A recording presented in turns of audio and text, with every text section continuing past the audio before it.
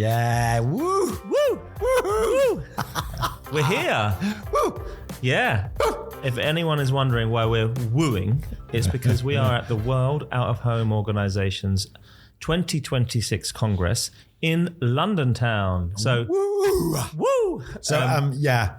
So this event each year goes to lots of different places around the world, and we've managed to catch it in our hometown. I'm going to stop. I'm not going to do it again. No, you're not going to do it again. But after everything I say, if you woo, I'm going to start punching you. Okay. Again. Last year was Mexico. I think they've done Mexico. one in Korea. They've done one in Dubai. I mean, they've done them all over the place. So yeah, we've managed to get ourselves here. Can I say to listeners, Dan has done a fucking sterling job. When he says we, I've just sort of trundled up actually today. We're in a makeshift studio, which with the help of our friends at Soho Radio, Adrian, thank you so much. We have built a studio in London's Park Lane Hilton, in the Marlborough Suite, on the 4th floor, with our great friends from the Woo Congress. So can I say, we got here on a day of a tube strike as well? On a tube strike. So firstly, big thanks to Anna and to Tim, who are on the Woo committee, for helping us sort this out, and to Mark and to Tom, who have also helped to make sure that Behind the Billboard is represented here and across the Woo estate. So we're honoured. We've got some great guests who are going to be joining us shortly as they come off stage. Yes, very exciting. And we're going to be recording hopefully 2 episodes. Yes, one with lots of creative guests, and one with lots of people from around the world who work in the out-of-home space, and we're going to be asking them what's happening in their markets for the 2nd episode. So we're very excited. We've gone global. Yeah, we're everywhere. We're omnipresent.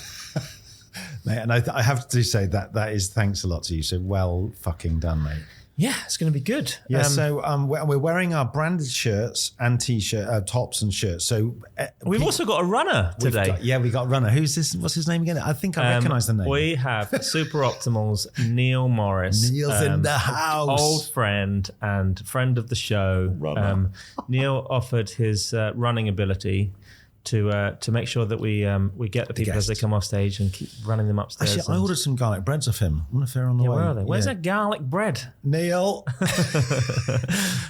So yeah, we have our first guest coming up shortly. So we will. Super exciting. We're super excited. Yeah. So we're not going to wait for the door to knock, because it will just. Can I just do one more thing? Woo! Woo! We are honoured to be joined by Tim Bleakley, who is the chairman of the Ocean Group and a board member at World Out of Home Organisation, for this World Out of Home Congress special, Behind the Billboard. Tim is our first guest on this show. It's been, we've been whooping all the way through, wooing all the way through. But Tim, welcome. Thank you very much for joining us and for hosting us as well. It was Tim's approval that got BtB into the room and here at the London Hilton. So we're very honoured to be here. Talking about creativity with you. Yeah, likewise. And actually, I thought it was a great spot by you guys to pitch that idea. And I think it's going to be a great addition to the conference and the Congress, and with a slightly different, atmosphere around. And the part of what I'm trying to achieve with the promoting the medium and the event is to, give a different tone to the WOO than, we often get accused of talking to ourselves and that kind of thing. And part of this mission of promoting the medium is to encourage a greater variety of voices. The top of that list is creative voices in the creative sector, in the creative industry. Well, so, that's a good segment, actually, because most of our audience is creative minded. And just so for them, can you give them an idea of what the WOO do? What's the World Out of Home Organisation? What's their function? Yeah, well, actually, it's their purpose is to bring together and connect the out of home industry globally, and to promote best practice without blurbing on about it. That's it in a nutshell. Promotion of best practice to its members that are media owners predominantly, and operators of out of home assets worldwide.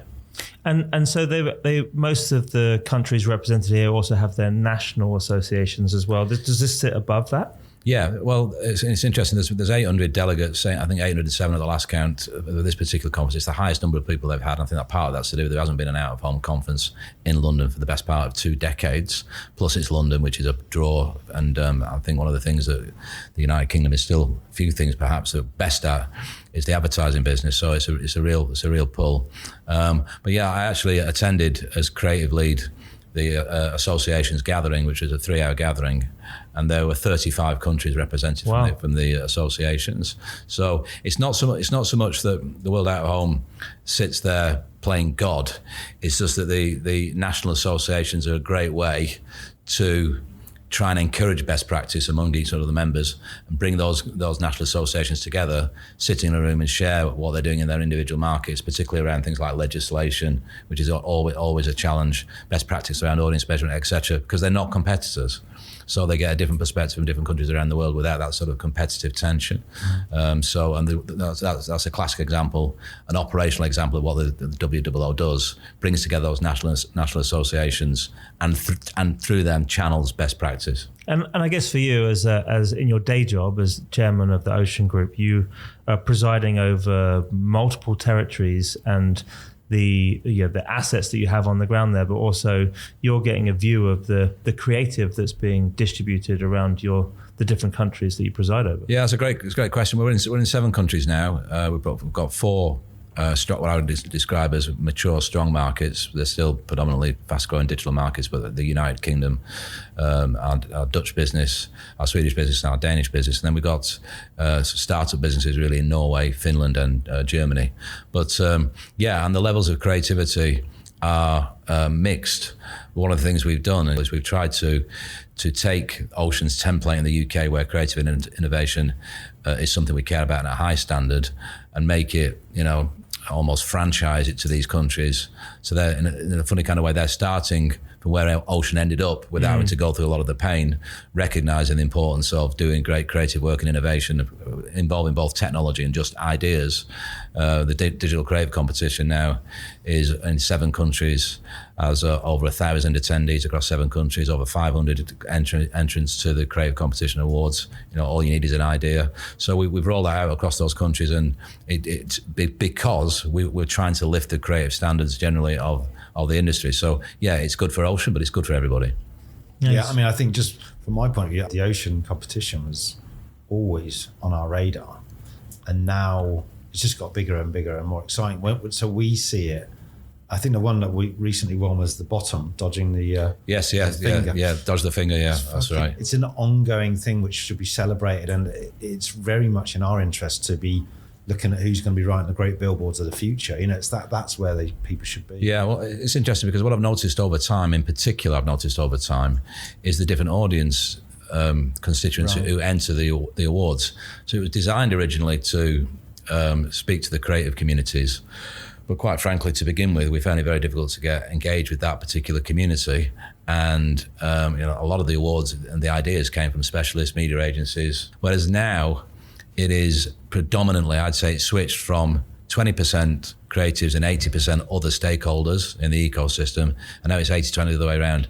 Young creative teams are put on the competition to cut their teeth because it's a blank piece of paper. I remember a guy from TWA saying that. He said, Tim, it's very, very rare that we get given an open brief. A brief from a client comes, you can do this, you can't do that. So to have a blank piece of paper, somebody say, well, what is it you want to do, and then make it happen? That's very unusual for a young creative to get given that kind of task. So, it's galvanised quite a lot of momentum. We're very proud of it. But ultimately, it's the same mission I'm trying to take more broadly within the WOO, is that a medium where there is no content and the value exchange is about utility to community rather than the content that people are absorbing. We are relying on other people's ideas and content for the power of our medium.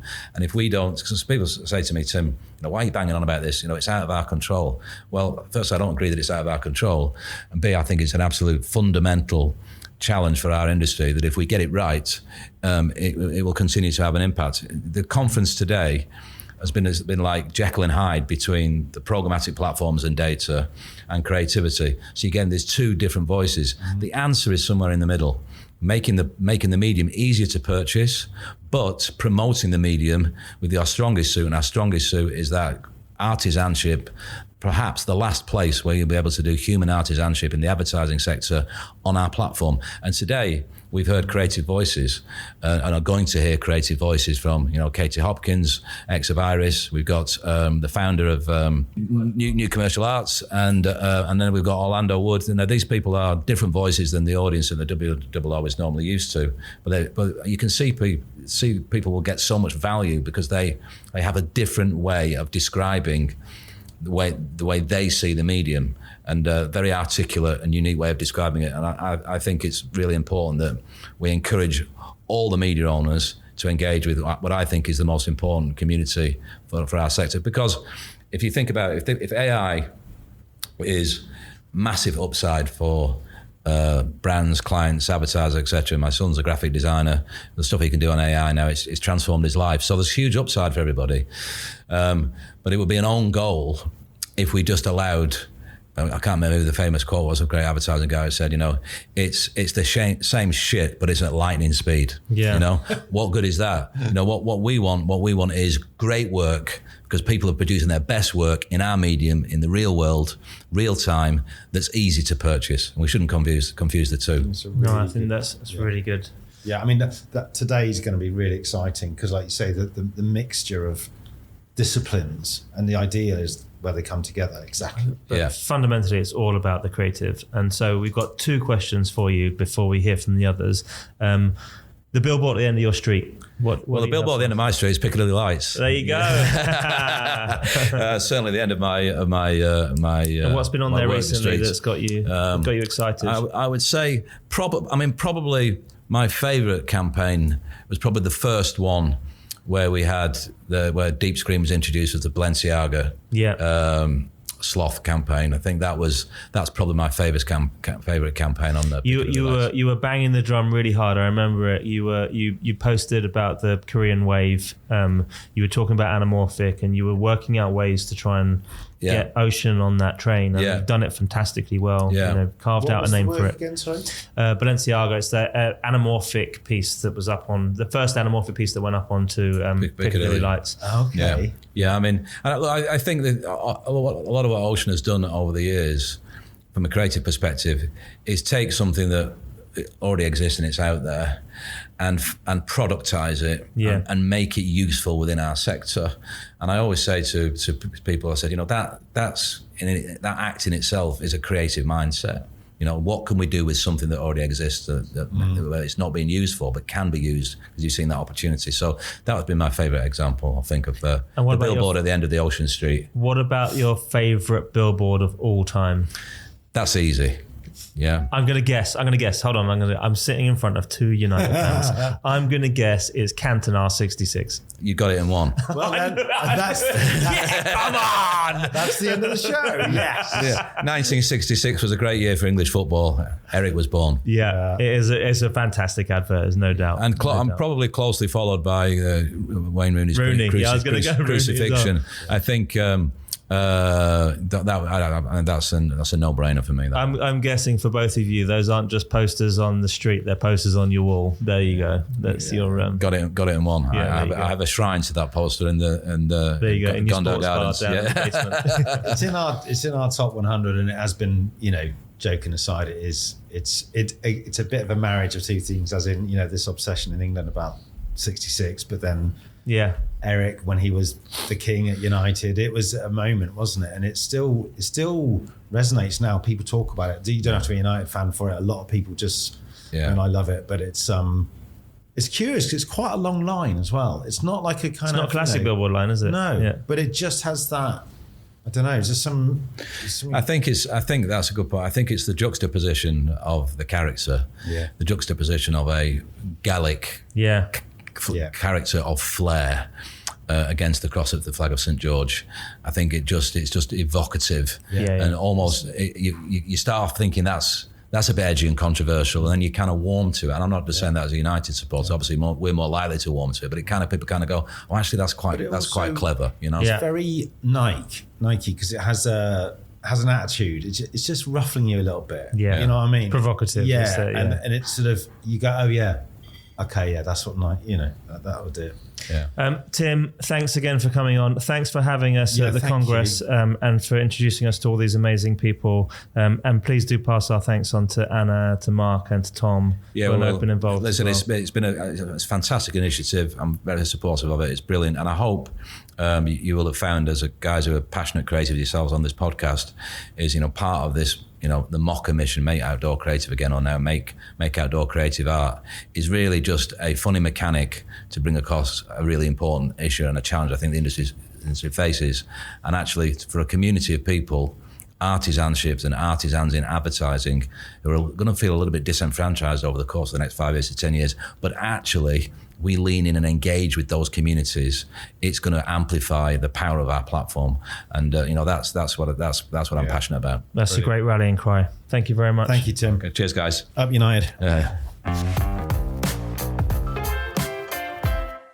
I like that bit we just had a bit off mic. It was really interesting, wasn't it? Because Katie's disappointed that she didn't get enough laughs on the joke in the room. So just so listeners know, it's not funny, basically. We've got Katy Hopkins in front of us. Not that Katy Hopkins, this Katy Hopkins, who is a brilliant advertising person, dressed beautifully, colourfully. So we're here in the Marlborough Suite in the Hilton Hotel, and I'm going to say this slowly, for the Behind the Billboard World Out of Home Organisation Conference special podcast. Podcast special. Yeah, you nearly got it right. And for short, woo.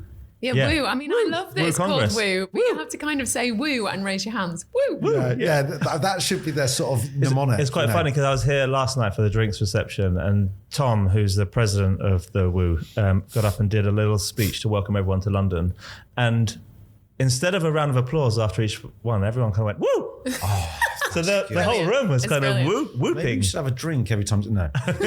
I would be legless by lunchtime. So listen, well done on your speech. Thancs very much. Really good. I love the colourful gag. It's really good, but apparently you got heckled in the front row. I showed the Specsavers ad with the ladder under the paper of the billboard, and I sort of said that it was a really interesting take on a standard billboard, and it was really disruptive. This guy just said, I didn't agree with that. I don't agree with that. And I was like, that's kind of okay. I can't really stop halfway through my presentation to I'll see you outside, mate. Yeah, but it's also subjective, I guess. It is an art form, isn't it, what we do? And people, there are going to be people who don't like it. I mean, it's nice that he felt so passionate about what I was saying that he felt like he had to say something himself. Maybe. I mean, it's better than just being totally ignored. Yeah. So Katy Hopkins, you are a multi-award winning ECD. You've just come off stage here. Thank you so much. This is one of our short speed sort of podding things we do. So we're going to be quite quick. So one of our regular features, we ask guests to show us the billboard at the end of their street or tell us about it. Do you have one for us? Can you remember? Yes. It's the bird's eye fish fingers. Not the big cracked crispy. one. Yeah, the cracked one. That's not the end of your street. That is at the end of my street. Way. Do you live in... where is it? I live in East London.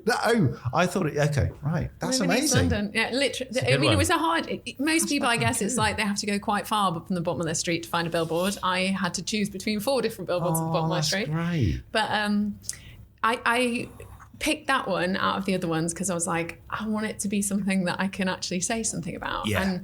And it's just really simple. It's like, it's not necessarily a billboard that you're going to remember in 10 years from now. No.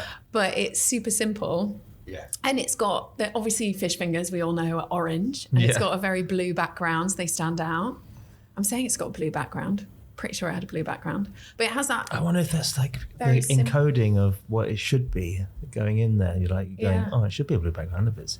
It's ripped in half, isn't it? It is, it's cracked, I guess, because it's a crispy fish finger. Because I'm actually intrigued, because when we do our socials, it's on our socials, we really liked it, but we're never there. So you sometimes think, what is it? Can you touch it? Does it feel a bit, the actual fish finger? You know what I mean? What you mean? Is it like spongy? Yeah, or is it hard, textured? Like sort of. I wonder. Maybe next week, find out for us. I'm really confused about the spongy fish finger. But if you can you touch it? Is it physical?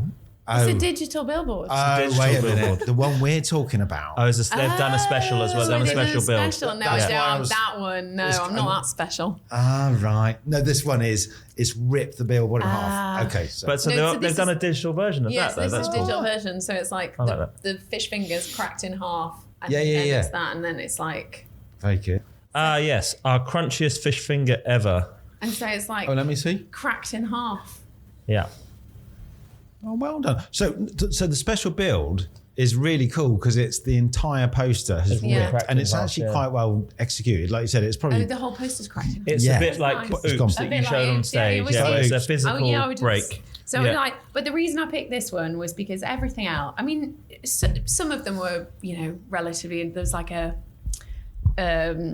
Uber Eats one that was also pretty simple.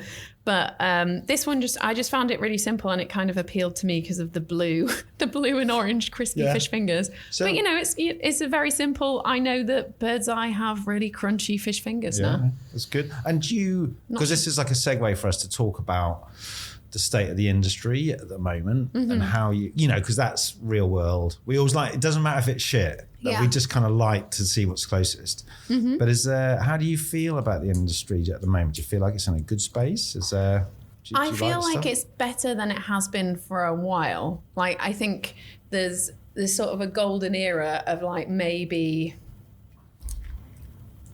in the 90s. I think Out of Home was really strong in the 90s, and there's obviously all the Benetton stuff and the Economist stuff. But I think it has had a bit of a resurgence with there was a lot of cropping in close of stuff. Yeah. But I think what that did was it made people re-look at it. It did something that was a bit disruptive by cropping in really close and making there's the McDonald's ad, making a burger super big. Yeah.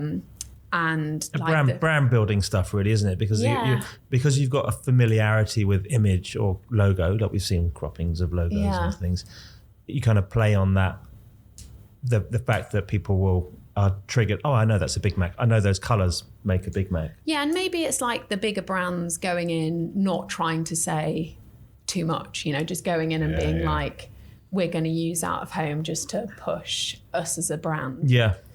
But there was the really nice Pampers Baby one as well, wasn't there? Yeah, we thought those Sleeping Baby. Just yesterday.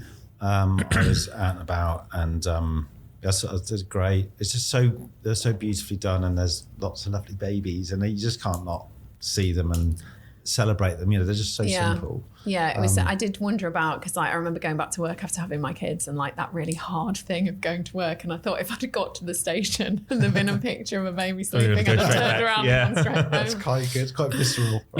Lots of the examples that we'll grab off you actually and put into the description for the podcast were from your presentation today were kind of physical special builds, disruptive stuff.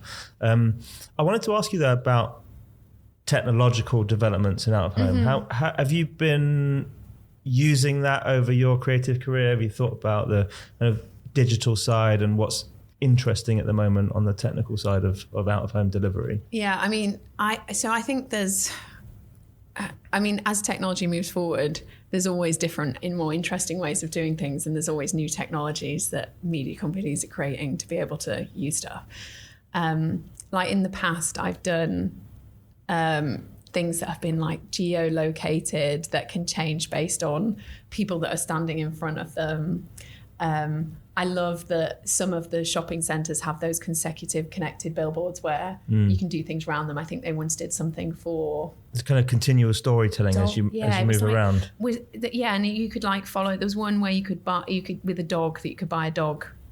Oh, I know. Not buy a dog. Was it Batsy Dogs? Batsy Dogs. And you could go around. Yeah, I remember. Yeah, what was it? Anyway. We're fine. Having the connectivity of the billboards, I just think is really, really great fun to be able to creatively play with.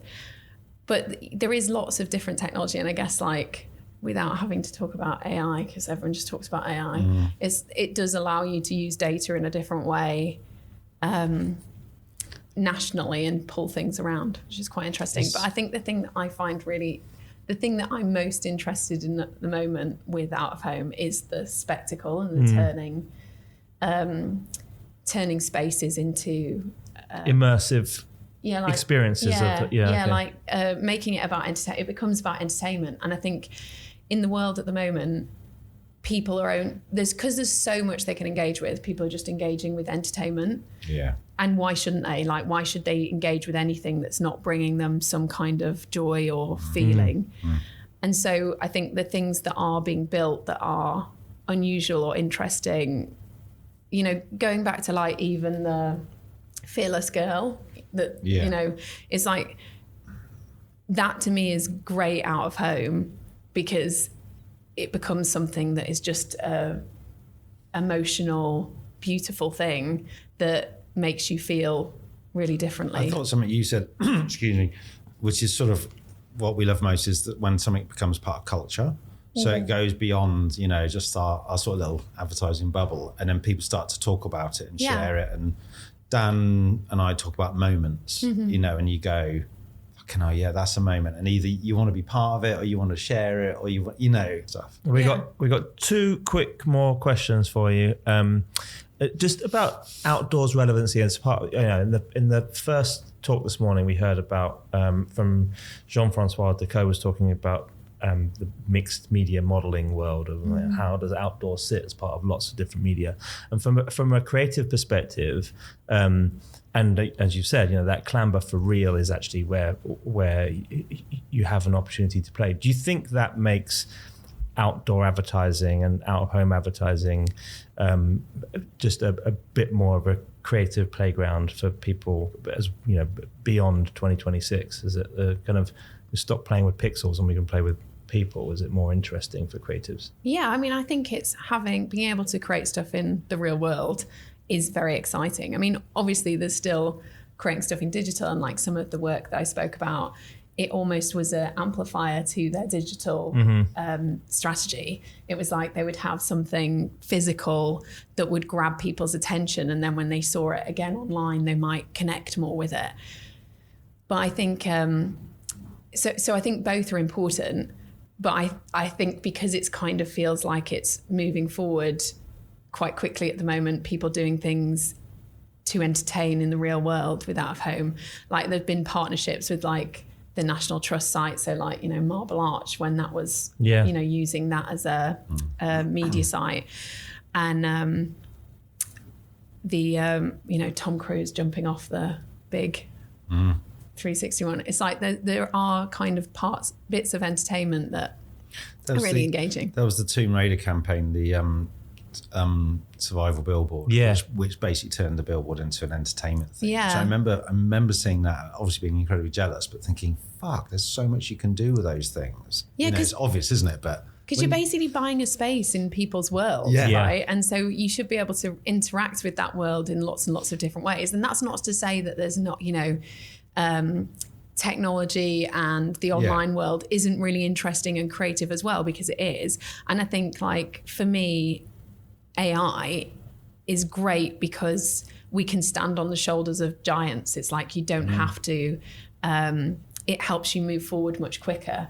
So I'm sure there will be loads and loads of really interesting creative opportunities that come out of using artificial intelligence to. But it's a tool to get somewhere, and without the idea, it's and you still want to have the human idea that you can push it. But if anything, it opens up the opportunity to have more ideas, because it's like whenever there's a new medium, all of a sudden there's a vast scope of creativity that hadn't existed before. We nearly done. We got to do one more. Yeah, we do. We got one more question. Your favourite billboard of all time? You can have several if you want. I did. I think I did put two in. I put in the O2 Oops one. Oops, very good. Because, I mean, obviously, like I said before, there'll be like the generic ones that everyone chooses. But I really like the Oops one because I think it's a really simple brief that would have been given to lots and lots of different people. You know, do an ad for O2 giving a free phone, free screen replacement when you've broken your phone. And I think they just pushed it. They pushed it from just being, you know, oops as the headline, to having a cracked screen, to like actually ripping the billboard off and putting a funny angle and putting borders back around it. And what's happened there is it's like the media the site owner and the creative has all come together to make it even better, to like amplify it away from something else. It's amazing. So There's a team called Kieran and Varian at VCP. I used to know them. They are really brilliant. Yeah, it's great. Yeah, it's really a great piece of work. There was a brilliant tweet. Do you remember when someone actually took a photograph and went, "Oh, can't be, can you believe what's happened here?" Yeah. I genuinely thought. Yeah. It had fallen down, but I mean, like that's what's really nice about it. And like I like that they had the barrier and the bollards, and they just look like they've been kind of thrown there, which made it feel much more realistic. But yeah, I really like that one. And what was the other one you the were Aldite one, where the car is stuck to the billboard. Very good. And in my speech earlier, I didn't reference this because I thought it would be too complicated for people to remember. Because I mean, it's like the bloke in the front row wouldn't have liked it. You know, it wouldn't. And I can't even remember. I mean, it must be for, I don't even know when it was from, but like lots and lots of years ago, like 1983. Oh, is that when it's from? Yeah. I was going to go even further back here. So, you know, I was barely alive. And but I remember seeing like things that when you start out in advertising and you're starting to work out as a creative what to do, and seeing that car stuck to a billboard and just being like, oh, that's really, and the fact that they'd actually done it with the product. It wasn't like that they'd you showed the example of what's it called? Shelley's liquid nails. Where they'd sort of done that. It's a riff, isn't it? It's a riff from but that. They had moved it on a little bit, which is why I didn't you reference can take it. I didn't want it to make it. I didn't want it to like lower their. No, I think I know, because I thought you might have mentioned it, because that Araldite is actually our number one ever oh, is it? Billboard of our guests. So yeah, another. So from our first 100 guests or episodes, where there was also a couple with multiple guests, but we ask everyone this question, their favourite billboard, and that's another vote. Because you see, like, so I'm thankfully too young to have been seen it in like real life, but it was in advertising books. So when I started going, realizing that it was a job, that I could be a creative and like trying to learn the craft, that kind of really stuck out to me as like, that's just a really simple way of making a point. It goes to what you said just earlier, which it does feel like a moment, like a thing you go along to and go like that, or stand underneath it, rather than, you know. So it was. It's so far ahead of its time, wasn't it? Yeah, but it was the Shelley's one, the liquid nails one. I felt like the reason I didn't bring that one up was because I felt like it was a slight move on, and it felt it sort of not belittled, but like lessened what they'd done, because they'd made it interactive. I think as well. I think Dan's right.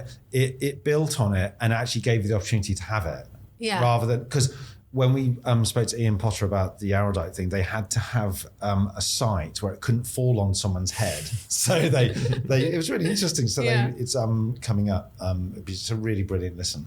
But they had to find an actual place. Whereas the one you had with the liquid nails, they're encouraging people to interact. Yeah. So I think that's legit. I mean, I like the way they've done it. We've featured that as well. It's a great piece of work. One.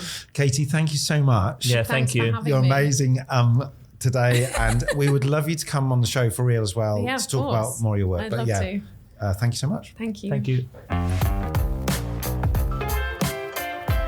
James Murphy, CEO and founder of NCA and CEO of Ogilvy Group UK, and Matthew Straker-Taylor, strategy partner at NCA. Welcome to the show. Thank you both for joining us. You've just come straight off a stage. How was it up there? I was trying to think, is it lots of bright lights? Can you see any of us or not? It is quite a lot of bright lights. You can see vague shapes, lots of head-shaped shapes. That's all right. Because I always think, as a stand-up comedian, you think, God, that must be really hard. But actually, when you see a camera, they're just there's just a row of lights, isn't it? Yep. Mostly. So anyway, we thought you did. And people holding up their phones, taking photos. Yeah, although I could see there was some head honchos from the World Outdoor Organization, like Tom and people like that, sitting. It was like Britain's Got Talent or something, sitting on a special table at the front. You'll be a little bit. They're doing it already. Yeah. Katy Hopkins said someone heckled her in the front row. Right. But you couldn't hear it, but he just fundamentally disagreed with something she said. He just went, no. Really? Excellent. No, fair enough. But one of our regular features we always ask people on the show is the billboard at the end of your street, which gives us, sort of a feeling for what's out there. So, Matt, can we just ask you what yours is? Yeah, so I think we were talking before actually. I think it's quite interesting where, depending where you live, you get different access to different sites, right? And mine is, I live in the middle of nowhere in Sussex, so I go to a station. The first ad I see every morning when I go to the station is for Will's Gold Flake cigarettes. It must be from 1946 or something. So it's just like a walking back in time. So it's quite interesting. That's the first ad I see. I haven't started smoking. It must be a listed building or something, because obviously it hasn't changed since 1946. Yeah, there's aspects of it that they have a steam engine and things like that. Or your village is stuck in 1946. He's a time traveller, he's a time lord. It's just proof of the enduring power of outdoor. Yeah, there you go. That's a good point, actually. Yeah, it's beautifully preserved, actually. I really also, like it. very nice, just the type styling and everything. Yeah, it's really, really good. And James, what have you got for us? So mine was a little bit more contemporary, which was there's a very state-of-the-art bus shelter at the end of my road, and there was a backlit 6 for the new McCrispy, which is, and I'm very, very susceptible to new things in fast food on outdoor, which I think is probably the basic human behavioural science behind it, is put something delicious really big and then people will go in and buy it. It's good. I think we've got basically two polar opposites there. We've got obviously something very old and obviously something very new. We obviously use this segment to talk about what's happening in the creative part of out of home, so the state of creativity, and obviously both based here in the UK. Give us your take. Well, I think out of home has always been a brilliant channel for creativity, because whilst it's big, it's actually very, very, it has limitations in terms of what you can do with it that have always meant that the creative bar has been very high. I mean, I think that people often say that some of the best creativity in commercial messaging is in categories that have quite a lot of rules or restrictions and so on. And just the physical rules of outdoor, that you have to boil your message down to its absolute essence and then try and create something very pithy, memorable, perhaps humorous with that. So I think outdoors always had a high bar creatively. And it's obviously created things that are really part of the cultural fabric of the country. I mean, I look at that Will's Gold Flake thing and it makes me think of, the iconicity that you have with things like the Guinness. Guinness is good for you, and those brilliant Gilroy illustrations and so on. But I think currently, in many ways, I think out of home has a really, really big moment, because when you look at media schedules, they're becoming more atomized and more dispersed, if you like. Clients are pushing their messages through so many different channels in so many different shapes and sizes. And actually, as media budgets become sliced and diced into sort of more and more, finely shaved channels, outdoor is standing pretty big and proud, I think, out there. And it gives you a way of speaking with stature and conviction that isn't present in some of the other channels that do generate traffic, but with a different kind of gravitas, I'd say. I was pleased you said when you were on the stage about creatives still asking for it, because that's how they get excited about. Because you go film and outdoor. When I say film, I mean film in all its guises and all its platforms. But moving image or just one fuck off image. I think those are the things you go. Let's face it. That's what's going to make you famous. Yep. And I think I'm really pleased you said that, because I don't think there's enough of that being said at the moment. No, and I think there's also often in a lot of client briefs right now, there's a desire and a request that sometimes they're very, very overt about, which they say, look, we want our brand and its idea and its platform to exist in culture. We want it to go beyond just being a commercial message and become part of the fabric of people's cultural lives and so on. And I think that's a big ask, given the amount of messages that are coming at people every day. But the thing is that you probably got more chance of becoming part of culture through outdoor, because you are out in the world, in communities, with messaging that is highly reductive and memorable because of the nature of the media. That's got to be the best brief on the planet, isn't it? Right? Just become part of culture. That's above everything, isn't it? That's like, it's a good brief, but it's daunting. Matt, what's your take on that? Similar? Yeah, I think what's really interesting is James kind of alluded to. It's like the beautiful constraint, I guess, isn't it? And I guess within that beautiful constraint, you are forced to identify what your tools are, right? It's like more than any other channel, really. It's like what is unique and special about this particular space. And I think for creatives to understand, everyone involved to understand what the opportunities are is really interesting. And I think what is unique, as I kind of spoke about on stage, is that there are very distinct things that Out of Home can do. I mean, we did a campaign last year, which was for Carling, and the idea, and it was really celebrating something like the 25th anniversary of their sponsorship around the FA Cup. Oh, yes. And what we did was to basically find photographs of kind of iconic players. So, for example, we did a great photograph of, it was Alan Shearer kind of scoring a goal in his Newcastle kit, and in the background on the perimeter there was a perimeter board with Carling on it, and it just said Carling behind the FA Cup since whenever. But I think the thing that made it extra potent was that we put the posters in and around Newcastle. So it's a big heroic media, but talking at a really local community level, and I think that has a power to it. And the other reason I love that ad is it's an outdoor ad of an outdoor ad. It is. There's a nice. We love it. We featured. It's great. Everything you talked about, we featured these on our socials, on our show. It's just really reassuring to hear that. I mean, one thing you said there, we've talked about making the poster, the billboard, an event, a moment. Don't just think of it as a one, flat sort of bit of paper. Maybe you put all your budget into that one moment, and then it becomes amplified out across social. That's actually something I wanted to ask you about, Matt, because I saw on the slides, collectively interactive. I thought was brilliant because it is a mass audience medium, and you can get mass participation. And one of the ideas that you popped up from the original brief that you had was getting people to vote, chicken or egg, and things. Just around the technology side of Out of Home, have you, from a strategist perspective, do you like to push people to play with technology as the ideas are being developed for Out of Home? Is it I think that's you talk about the state of the industry and creativity within the industry. I think that is something we need to do more of. I think there's what could we have more technology in it, of course, and could we know what that? I think the biggest challenge probably is that there is evidently walking around here for the last couple of days, there is an enormous amount of technology. But often that doesn't trickle down into the worlds of creative agencies, and we don't necessarily know what those things are. I think so. I mean, we presented a campaign 2 days ago to a client where the brief is all about really trying to promote their services over app rather than bricks and mortar and high street and so on.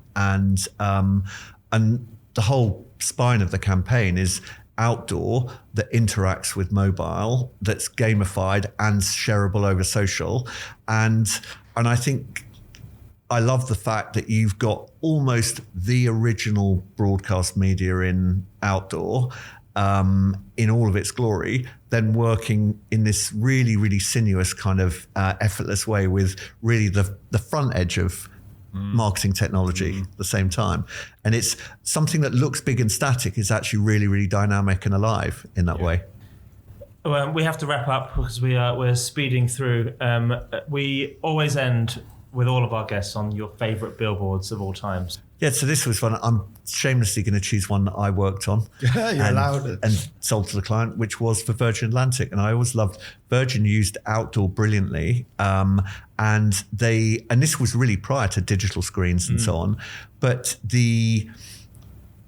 every message we did was product based. It was about a product benefit, but it had to be about the brand as well. And I think this one where we were launching the in-flight Japanese massage, and we did a headline which was BA don't give a shiatsu, and you've got something there that sells the product and the benefit, but in a way that's absolutely sings about the brand and its personality at the same time. And that's, I think, outdoor at its absolute best, that kind of simplicity and reductiveness. We had Martha Riley on the show, and right. Yeah, and what I love about it, like you just explained, it's just a fact. Yep, that's it. But it's delivered, and we miss those Virgin ads. Yeah, there aren't enough of those. They really were a brilliant time. Thank you so much for joining us straight off the stage. Pleasure. It's been Thank brilliant. you. Thank you very much. Thank you. Dino Burbage, you haven't been on stage yet, so we haven't grabbed you straight off the stage like we have the others, because you're on a bit later, aren't you? And you're doing some award stuff. Absolutely, on twice, which is there you go. Honor. Yes, double hit. So Dino Burbage, Innovation Director, welcome to Behind the Billboard. You've worked in and around the out-of-home innovation space for a while, so give our listeners a bit of a broad spectrum of what you've been up to. Sure. Yeah, an active nuisance, I would call myself, around this space. I think my history goes back to creative tech right at the beginning. Why did I end up in this position? Was I did a design degree, but I was also a bit of a nerd. Did CD-ROMs back in the day, so that's love my a CD-ROM. history. Yeah, remember those? Bless them. Then advertising, marketing, usually Disney, Pixar, launching movies, and it was all about how do you get bums on seats in cinemas, stuff that had money behind it. Then worked at several agencies, launched stuff, the usual stuff. It was always in marketing and creative and technology, and then started to plow this kind of interesting route, which is how do you do the stuff that nobody else is doing? And it became this innovation role. Nobody's really doing innovation at the time. And it's just one of those, became a creative technologist, but nobody really sure what they did. So this innovation role started to happen in the industry, and I just started to, head into those basically. Ended up at WCRS, part of Engine, as innovation tech director, and that's when out of home really hit me. So we were using it before when I was doing promotions for Disney and whatnot, but it was always somebody else's job to do that. Then all of a sudden got invited into rooms to go, we're going to do this, but how do we do it differently? And there was one famous campaign, which was the Women's Aid Look at Me campaign. Great creative team came up with this very simple idea, and it was the next on from a cinema campaign that they'd done before, which is using 3D glasses. Technically, it's one eye gets a different view than the other eye. So they had this thing about domestic abuse that you could turn a blind eye to domestic abuse. If you didn't want to see what was on the screen, close one eye and you saw a good or bad version. And it was the reason I joined that company. I just thought it was so genius. Yeah. So then the opportunity came to work for that company to do or be part of their billboards out of home. And that's when it really started. And I just really, when we won an award, nobody answered the phone to come and pick up the award for the World Out of Home Organisation, or FEPE as it was. So I then got on a plane, went out to Barcelona, picked it up, just kind of took one for the team, and I just haven't, he just fell in love with it. Yeah. So what is it about the industry that gets you going? Is it that the thrill of the real? Is it the stuff that we've been talking about downstairs at the show today? Potential. In the nicest way possible. There's so much beautiful dysfunction that can be fixed, but it's the dysfunction that makes it brilliant. Not dysfunction. I think there's a legacy that makes it slow and glacial, and that is its benefit. So if you move too quickly, you can pretty much throw yourself under the bus. So I think with out of home, there are a lot of learnings that we can borrow from other places. Programmatic online, for instance, has been a race to the bottom for the last 20 years. I've been involved in. It wasn't me who did it, obviously, but I didn't just to flag that. But I think we're now starting to take the good bits of everything else, but also when we've seen trust, there is a kind of a moat that we've created around, and that's a functional moat. You can't just put anything up on a billboard. Yeah. And therefore there's a benefit in that. And on one side, you might be saying, well, how do I get my stuff on there? I need a reactive campaign and it's difficult to buy. And then on the other hand is when it is on there, people trust it. While we're on the subject of the industry, we always start our regular shows with a feature called The Billboard at the End of My Street. And I can see that you've snapped us a doozy from from the end of your street in, it's like Leighton Buzzard. Leighton Buzzard, yeah, absolutely. Give us a description of what we're looking at.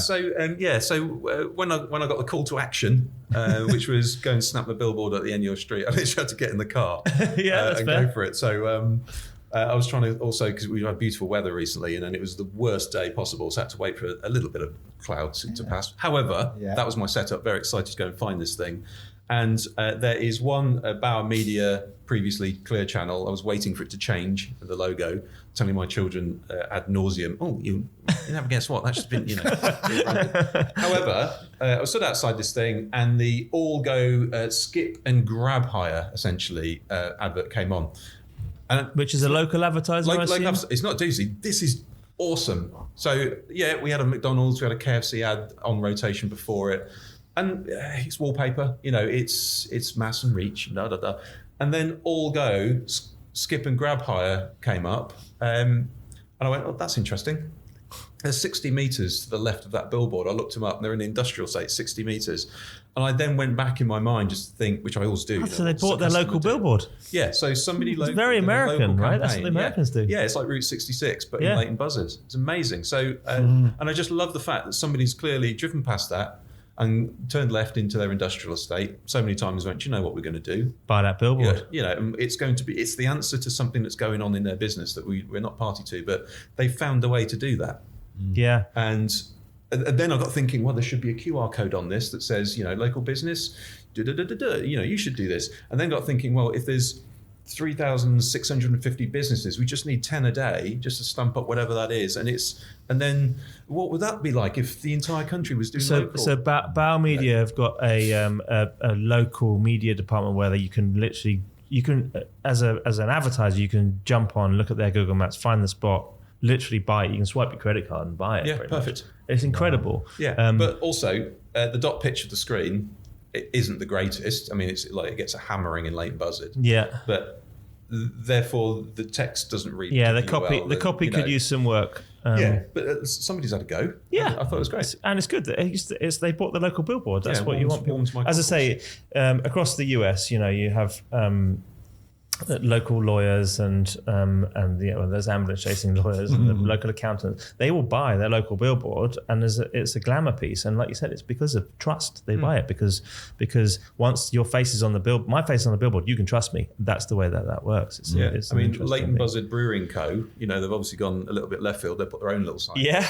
they've got their own billboard. There's an island on the A505 just coming into Leighton Buzzard that is just absolutely littered with bill posters of the local gun shop and all this sort of stuff, and there's probably a good 30 posters on it, but it's a roundabout. Did you say the local gun shop? Yeah, I haven't got one of those in Highbury. There used to be one on Archway Hill. If you're interested, really, what a gun? A gun shop, yeah. Shoot I went in there once with. to find out what the hell's going on. It was mostly air rifles, and they made their own pellets in the basement, which I thought was fascinating. I mean, that's welcome to my world. Okay, moving on, guys. Yeah, I can see where the joke's going to go. Just, do you think? So you've been at the forefront of some of the most innovative campaigns in the UK out of home for sure. You think out of home is still at its techie best, and can you give us some other examples of outdoor at its techie best over the last little while? Techie best, yeah. So I mean, the first thing is I think also the bit that I was involved in, I have to be very careful going just honestly, actively involved in recent campaigns. I go, not so much actually, but I'm a massive, I say, irritant in the ointment of out of home, just driving this forward. So I think that's my role now. So, I'm always, when I'm judging awards, for instance, I will always have my little mantra in my head, which is it using the technology well? Yeah. So, way back, the Bonds Boys, I don't know if you ever saw that one. It's probably about 8 years old now. It was a brilliant billboard, really thin, tall, and Bonds Boys were testicles, and they were comedic testicles. And it was they're hanging. Yeah, and it was about boxer shorts. Yeah, funny. And what they did is, what they were trying to say is, let's put a programmatic, or at least a data API to the weather, and let's change the creative. And if it was a warm weather, they were at the bottom and slightly shrinking. And if it was cold weather, they were all scrunched up at the top. And if it was a bit windy, they would hit in the sides. But these two characters were having a bit of a giggle about it. And I love that because you see so many things, especially at airports, that go, it's 22 degrees, have a lovely day. Or B&Q, 30 degrees, barbecue. You go, yeah, great. But, are you using that data to great effect? So that's what I always look at is, if you look at the top 100 billboard list, which obviously you have one, I would look at some of those and go, that's a piece of creative. Is it a good billboard? So, Wonderbra Hello Boys, amazing piece of creative, but you would also turn a magazine and see that inside that, or a newspaper. So just because it was on a billboard doesn't mean it was a great piase of out of home. Yeah, versus Pretty Polly that took the billboard and turned it on its Is this an opportunity for me to say only works out of home? Only works out of home. A wow. A wow. A wow. Yeah, that doesn't quite work. But a woo. But to your point, it's like that's one of our sort of brand beliefs, is exactly what you said. Yeah. If it only works there, that makes it brilliant, because otherwise it could be a rehashed press ad. which is fine, or the other way round. But you go like the sundial for McDonald's, that can only be outside.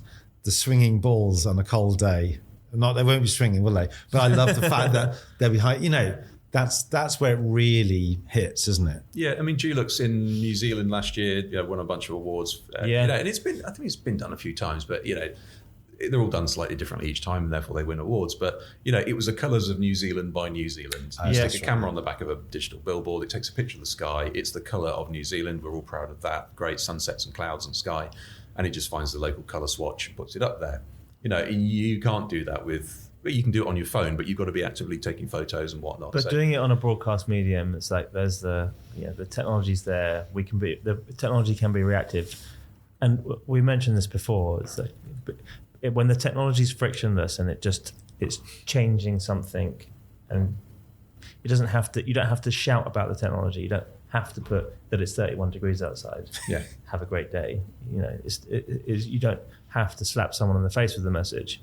You can invite them in onto the story. I mean, the great Arthur C. Clarke quote, any sufficiently advanced technology is indistinguishable from magic. And I was at the Marketing Academy end of year celebration this year, did a sort of keynote speech there. And part of that was, it's all about humans, about magic. And if you show the technology, you lose the magic. And I showed that by doing I won't spoil it because it's obviously a podcast, but the magic thumb trick in magic. And if you know the magic thumb trick, you'll know what I'm talking about. And if you don't, it's amazing. So I just showed them the magic thumb trick, blew everybody's minds, and then said, look, this is how you do this magic. Now, if I try and do it again, you go, it's the magic thumb trick. I know how you're doing gone. that. Yeah, you go, I've just revealed you the technology, the magic does not. I'm now intrigued. I'm looking at my thumbs thinking, is there magic in there? I did actually bring the magic thumb with me, but not today. So I'll show you. You can film it and we'll put it in the deck and we can show our listeners. Genuinely, it's a magic thumb trick. Unfortunately, we are just about out of time, but we have to ask you your favourite billboard of all time. So a good example of using location, using the benefit of a billboard, achingly simple, you don't have to explain it, was the McDonald's routes. So probably everybody knows what I'm talking about, but the McDonald's logo used to great effect. And as a creative, we do have to worry about being a little bit too navel gazing inside. But as a creative, I looked at this and I just imagined all the meetings that happened, and somebody's pitched this idea and somebody's gone, do you know what we do is if we just put a ruler down the side of this, and somebody's gone, oh, you're right. We can use this, and it only works in location, on location. Put it in a magazine, doesn't work. Put it on mobile phone, does not work. Only works in out of home.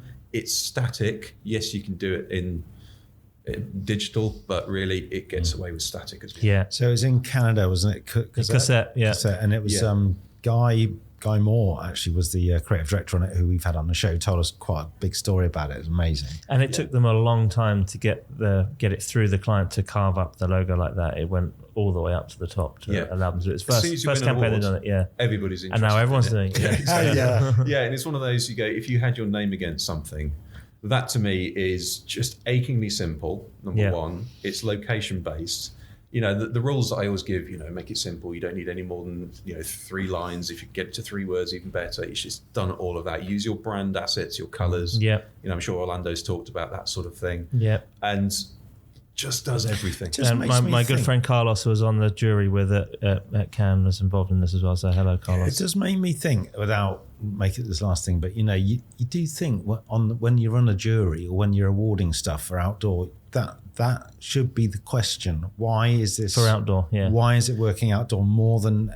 And they should be analysing that harder, because some stuff you look at and you go, yeah, okay, but it's not. It has to be, working in that place. Yeah, exactly. And I think that's which is a great transition, because you're about to head off and do some awards here at the show later on. Yeah, the big award session. So we've got 5 categories. So we've got classic, we've got digital, we've got special bills, we've got sustainability, and the chair of the judges awards, which is kind of the wild card. Always great. The most enjoyable bit is not only awarding those. It's great to see people get awarded, obviously. But also there's 2 bits either side. The first bit is they give me complete carte blanche as one of the judges, and with a little bit of mischief, just to mention some of the ones that live rent free in my head, as they say. That's good. Not necessarily the winners. So there might be some winners in but I just literally go, I love this one. And it's great. it's a good way of just saying, let's go around the world. Yeah, we're looking forward to jumping downstairs and having a look. Yeah. Perfect. Thank you, Dino. Thank you very much, Dino. Thanks for joining us. Absolute pleasure. Thanks for having me. Melanie Blood and Orlando Wood, welcome to Behind the Billboard. Mel is the head of Ocean Labs at Ocean Outdoor, and Orlando is Chief Creative Officer at System One. We've managed to grab them straight off stage. Lucky Neil grabbed them as they were walking off and being demiked. I can still hear the clapping. Yeah. It's a woo. And a for woo. So yeah, welcome. Thanks for joining us straight after the stage. The adrenaline must be still pumping. How was it? It was a little bit. It was good fun. Yeah. It definitely flies when you're on stage in front of the live audience. But yeah, hopefully went down well with the room. Very much enjoyed it. Yeah, it's great. It's good. Very good. We always start all of our shows, especially the short ones, so we're doing this speed podding, with the billboard at the end of my street. So Mel, we're going to start with yours because we've got it up on the slide. So what have you got for us? Yes, this is in the illustrious Clapham North in London. 3 paper and paste sites side by side with a lovely fence underneath. I mean, to me, as a creative out-of-home champion, it just makes my skin crawl thinking that no one's done a massive special build across these 3 yet. I'm like, come on, someone. For it, isn't it? So we've got 3 different ads, basically. What's that first one? What is that? I think trusted credit score. Oh, credit score. I think Experian next to McDonald's, which I think is a long-term hold here. They're up there all the time. And who's on the far right? Oh, Ring. Is it Ring? Oh, no, Sky. Shut the front door. Right, so all very different. And like I said, no relationship to each other whatsoever. But yeah, very real.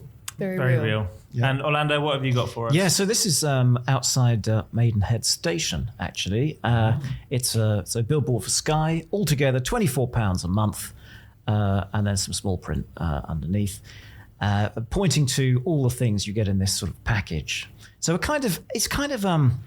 it's sort of a promotional bundle, promotional package, but it's kind of a bit of brand building as well. Yeah. You know, the director's chair is quite a nice touch. Yeah, and Sky being the biggest logo. Sky being the biggest in the middle, but only with Sky. Yeah, exactly.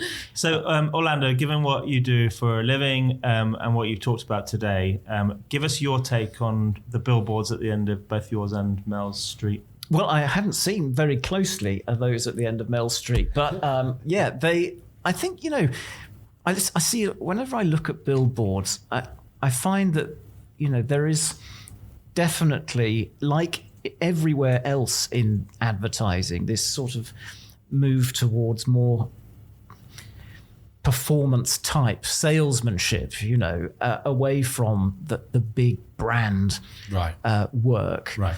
And one of the things we were saying on stage was that, you know, Stephen King, who invented account planning at JWT, you know, he said for brand building media, you need things that are either media that are long or big. Yeah.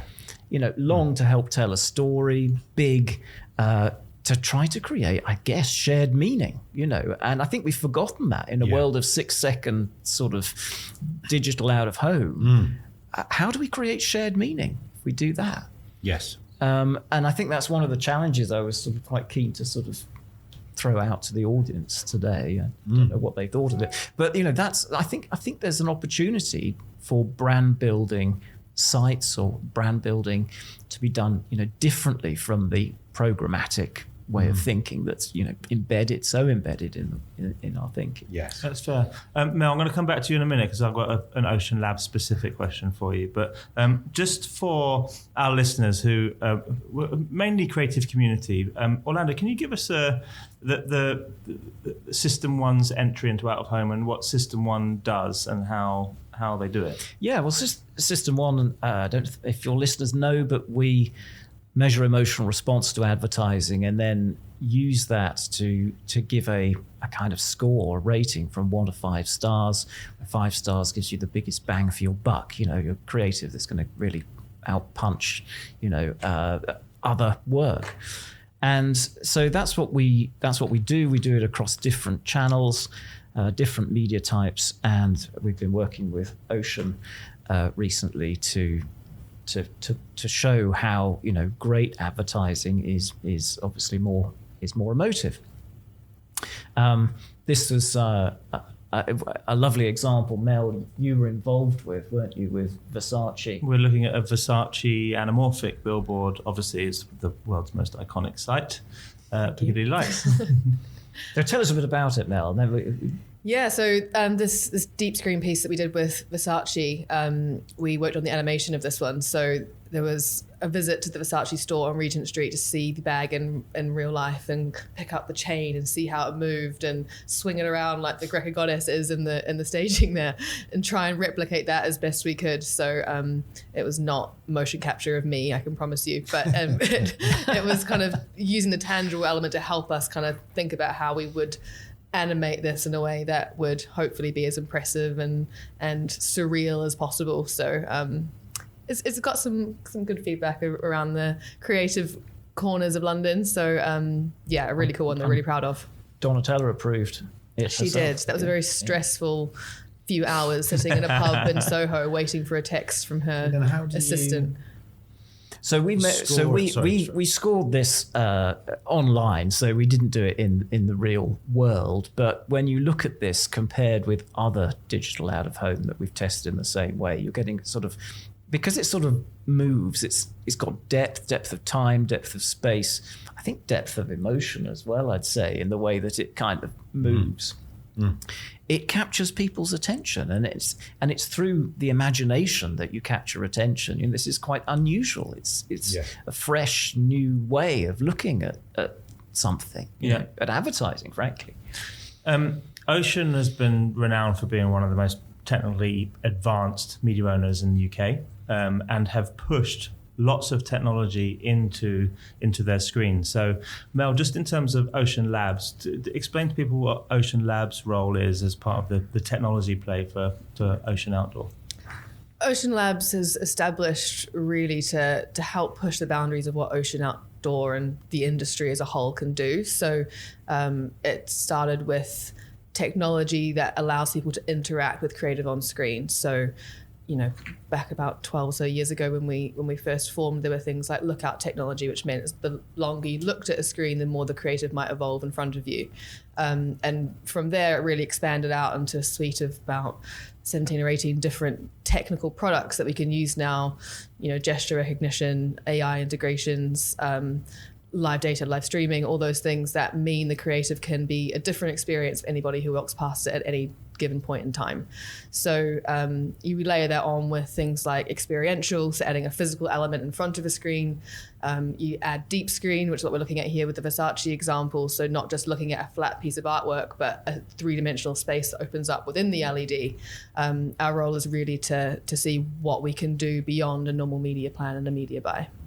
Excellent. And I assume then with System 1 and Ocean working together, the technology side is helping the story, because you've got technology on your side that's doing Orlando, and you've got technology in the screens that's helping tell the story. So you're hoping for a deeper emotional connection with content. Yeah, I mean, this anything that unfolds in time, is something that's is more likely to convey and to create an emotional response, and that will help to create preference. And that's, I think, great. This is a great example of that. I think you asked, why System 1 are interested in the medium, and I think it is because it is, a medium, one of the few media left where you can create this kind of shared meaning, where you can establish brands, and highly innovative too, where you can tell stories over time in this way. Yeah. That's really cool. We are pushing up on time. So, Orlando, we're going to come straight back to you with your favourite billboard of all time. Well, it's so difficult to choose, isn't it? It's like choosing between your children. This Always one, the middle one. This was created by CDP, Colt Dickinson Pierce, and it's for Heineken. And it's from the Heineken Refreshes the Beers, the parts that other beers cannot reach campaign. And it's a triptych of Spock, and his ears are droopy. He takes a sip and they perk up. And then the final shot, he looks to the side and says, "Illogical." And it's just a wonderful, wonderful example of the out of home that they use. They would use out of home with TV, CDP, because they thought those two were the big brand building kind of media, and still are. And they'd have, in fact, they invented the 48 sheet, and at the top of their building, they would have, a site that they would put all their posters on before they went out, so they could check them and see them in the real world. Which is a lovely. I mean, it is like a mini storyboard, isn't it? It is. Which is virtually a moving image. So it's great. Yeah. And Mel, finishing up with you, your favourite billboard of all time. Yes. This is not one I've seen, and we know why. Another beer brand. So I'm not sure what that says about Orlando and I. Maybe we're feeling thirsty after our time on stage. So prior to my entry into the out-of-home world in London, I'm from New Zealand originally. Forgive the accent. It's fairly wayward now. But this is an ad. No, you're Englishified now. You've been here long enough. It's happened. So this is an ad from a beer company called Tui. They make pretty awful beer, but the advertising has always been iconic. So in New Zealand, if you have any Kiwi listeners, they'll know exactly what I'm talking about. On the left-hand side is kind of 2/3 of the billboard size is just plain black, white text. On the right-hand side is their Tui kind of lock-up. And what they're playing with here is the language. So there was always a very sarcastic comment on the left-hand side, and on the right would say, "Yeah, right." So the example here is placed in Wellington. And it says, "Let's go to Hamilton for New Year." Yeah, right. Hamilton's a bit of a shithole. Oh, right. That's why it's funny. The context is like, So no one goes to Hamilton. Is that the thing? Yeah. Apologies to anyone from Hampton. Apologies.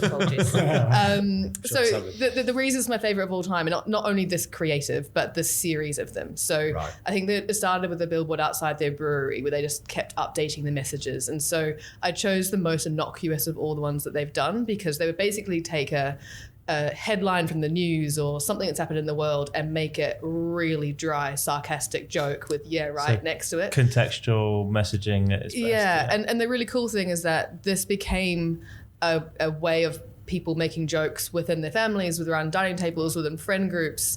People would literally say, "Have you seen the new TUI ad?" Or you'd say a sentence and your mate would go, "Yeah, right." So it just became such a part of the cultural vernacular. How old is this? Quite old. I think they relaunched it in the late 90s, but I think it predated that. So it doesn't run at the moment, though? They reran it again maybe 5 or so years ago, and with some pretty dicey material. So I think maybe they've wound back and softened slightly. So I don't think it still runs at the moment, but it's a great anybody campaign. who grew up in New Zealand will know it, and it's iconic for us. Thank you so much. And thank you both for coming in straight after being on stage. Thank you for having us. It's been really good. Thank you. Thanks. Cheers. Neil Morris in the house. Woo!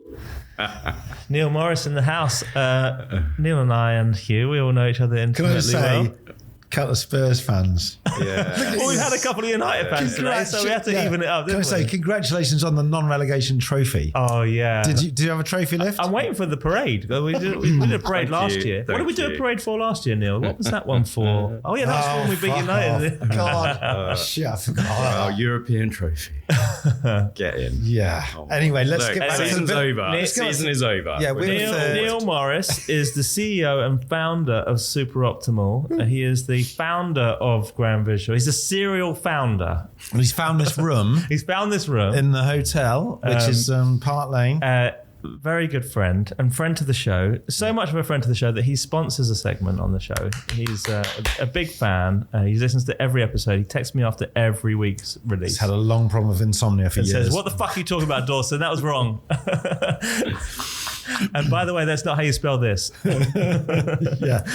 Welcome to the show, Neil. Finally, we got you on. We are 100 and something episodes in. I think. We were just waiting for you to get properly warmed up, right?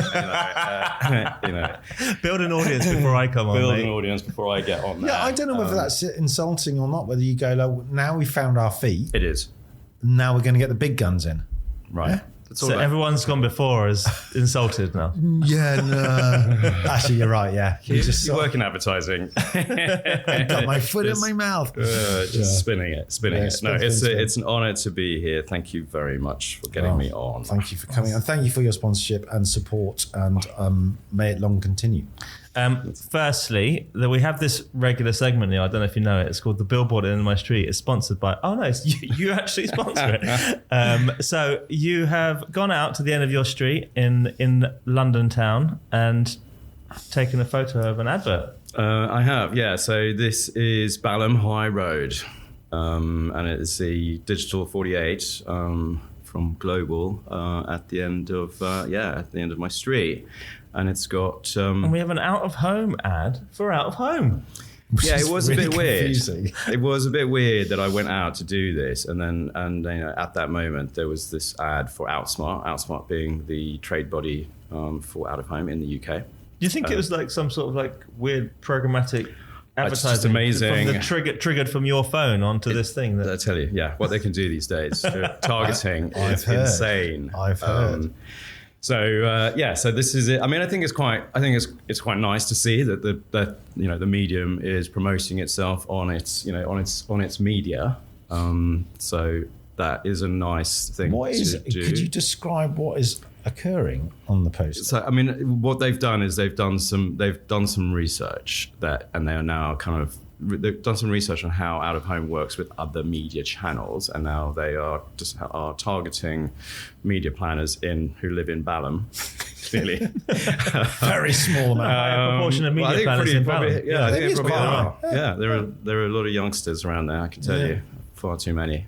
Making noise, are they? Making noise at all hours. And so what they're doing is they're kind of promoting the fact that out of home drives 52% more attention to your mobile ads. So that's all great. I mean, the creative is say pretty... It desires something. It's desireless. Yeah, I think the actual message is, like you say, it's interesting. It looks like the briefs on the visual rather than the idea. It looks like a PowerPoint slide. Yeah, so it is dull. I mean, we tested it in Super Optimal, and it's kind of okay because it's clear. It's kind of it's fairly what simple. What score does it get when it's kind of okay? That's in a kind of like a 60%, right. Kind of 67. Okay. Do you want to give our listeners who obviously that we have you sponsoring the segment, but who may not know what Super Optimal does? What's the... I mean, I'm assuming that because of the sponsorship, they would have immediately Googled Super Optimal. I really hope so. But for those one or two. For the one or two. So Super Optimal is a self-serve tool. It's an application, a web app here. Another app. And what it does is it assesses out-of-home creative and it sort of evaluates whether it's kind of out-of-home ready, whether it's ready to actually go up, be effective. Out-of-home has kind of very specific ways of designing and creating that to match the unique characteristics of the medium, where you haven't got a lot of time. Things need to be simple. I mean, all the stuff that we already know, that of course, but you still see plenty of creative out there that doesn't really apply those principles of simplicity, kind of impact, a single idea, etc. So what Super Optimal does is, we've codified all of those kind of principles and best practice into an application, a tool that people can use, and it takes a couple of minutes to run the analysis, and it gives you feedback, an evaluation, a score, and some pointers on what to do to optimize, which almost always is simplify the thing. Yeah. Stop trying to write 17 different benefits plus a fax machine number plus your. It's staggering, isn't it? Though we've got to 2026, and still there's those things you're going, wow, that's just like a brief just put into colours and put on. There's so many. I mean, our show is it to celebrate the great work. People always go, why don't you call this out? And that, you go, no, there's no point because there's still a lot of it. There is a lot of it. That's why you sponsor the segment, because we do see stuff that looks like it's just been thrown together by Or not even thrown together, just like sort of faxed over. Thrown together from the brief. Maybe. But with that tool, then presumably whoever designs their ad can upload it into the system, get a report out, optimize their ad themselves, and then push that back through the system to get a better score. Yeah, I mean, essentially, you can test and learn. Test, learn, optimize is kind of the way you the sort of iterations you'd expect people to use. But I would say that these are, what the tool is doing is providing kind of guardrails. I think what we see, what's been really interesting is kind of, doing a lot of work in the US, and the US has a huge local. In fact, the US is 65% local advertising in terms of revenue. It's a $10 billion market in 2026. So that's a lot of investment that small, and medium-sized companies are putting into this medium, which is fantastic. But they may not have used out of home before. They may not have designers who are aware of how to design for out of home. The media owners, the billboard owners do a lot of work to actually create in-house teams, designers. So there's a lot going on there, but kind of the point of something like Super Optimal is again to kind of provide these guardrails, allow you to test and learn and optimize your piece, because then you get, your campaign actually is more effective. The media is more effective. It helps everyone, right? Yeah, I think exactly that. I think it's like you can't expect that people are going to come back to out of home. You want them to try it, you want them to come back, but if you don't give them the kind of helping hand along the way with creative, then it's it may not. It's sad because you sort of you feel like it's been such a waste. If you see you see shit work and you're going, oh, that shit work, but then you go, as so we worked in the industry, going, where did it break down? Where did it go wrong? Because you have spent a lot of money on something which won't work. Sounds like you've been looking at my pitch decks, which essentially start with bad ads waste real money. It's like that's the and often those the real money, particularly in that long tail, is coming from. Well, I'm not saying that big national brands can waste money willy-nilly, but when you've got somebody who's got their own small business, it's important stuff. But yeah, so that's what the you were telling me over a pint yesterday that you've done some research in the US as well with one of the big media owners.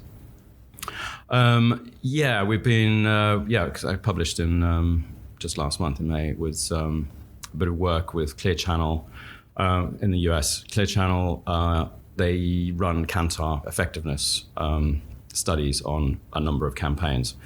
And what we've done is with Clear Channel is to go back and test the creative out of a number of those campaigns. And what we saw is that we get very strong correlation between the super optimal score and how the campaign actually delivered in terms of effectiveness. So those are brand metrics. So what we're seeing is that something that scores high on super optimal has good brand outcomes, and something that scores low has a bad brand outcome. So that was really encouraging to kind of see that extra, the next bit. Of course, a lot of the time we can all look at something and go, well, that's a bit crap.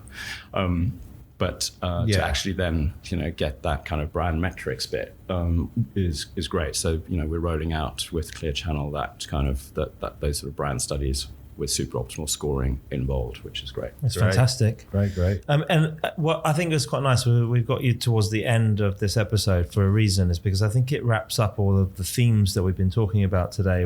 We had Katy on talking about some of the creative work and how to make creative stand out. We had the NCA team on talking about some of the campaigns that they've been working on.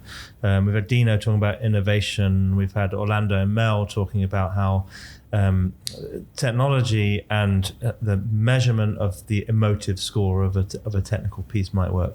And I think what's quite nice is you put all those things together and you can run your ad through a service and get a physical score out of it and a report, and then look to run it back through the cycle is a great way for advertisers to think about work. Yeah, and I think, and I love what all of those people were talking about.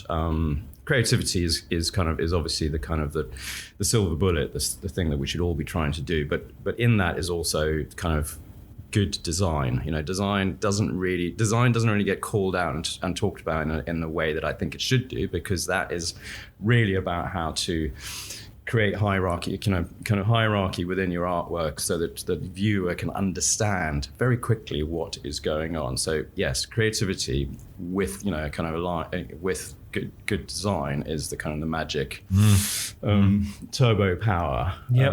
There's no point having a fantastic idea if you then deliver that with a very with design that's very hard to kind of actually consume. So it's true. It's very true. Very good. We always have. There's another segment as well in our show. I know you've listened, so you know what this is. Your favourite billboard of all time. So we're gonna get a good one. I can see it on screen, so I know the story. I recognise this as well. I mean, this is a little self-serving, isn't it? It's pretty good. It's pretty good. Let's talk it through. I really just want to. This one, Dan and I remember well. I was trying to think. Was it 2010, 2011? Must have been 2011. 11, right. So yeah, Lynx Angel Ambush. Lynx were doing this massive campaign. They had a brilliant TV big spot. TVC, Massive BBH, TVC. I think. Yeah.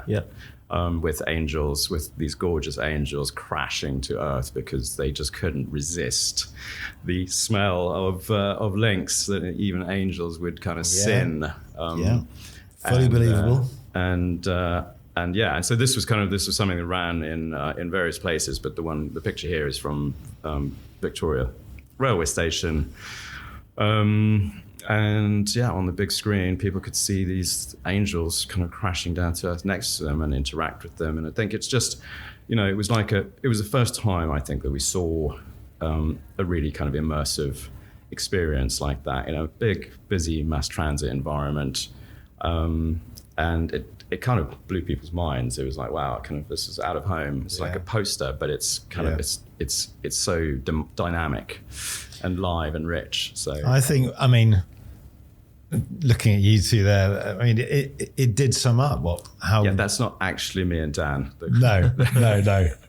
We featured in the viral film that we're both happily married. So, but I think, joking aside, I think it sums up a bit what Grand Visual were brilliant at. From my point of view, you'd go, here's an idea. Fucking hell, how'd you do that?